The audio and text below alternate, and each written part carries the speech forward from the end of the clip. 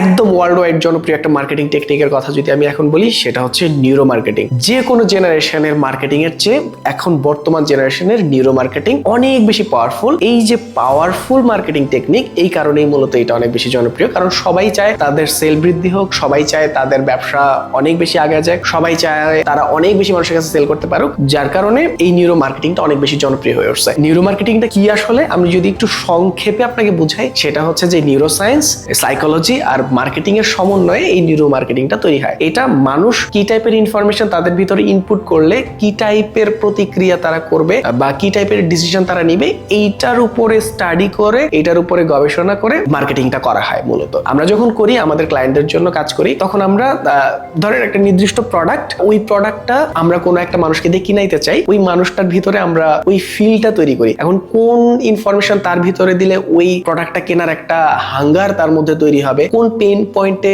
Hit করলে সে আসলে সত্যিকার অর্থে মনে করবে যে হ্যাঁ, এই জায়গা থেকে আমার এই প্রোডাক্টটা কেনা উচিত। তো এই সমস্ত অনেক বিষয় আমরা চিন্তা ভাবনা করে আমরা স্ক্রিপ্ট লিখি এবং ভিডিও বানাই।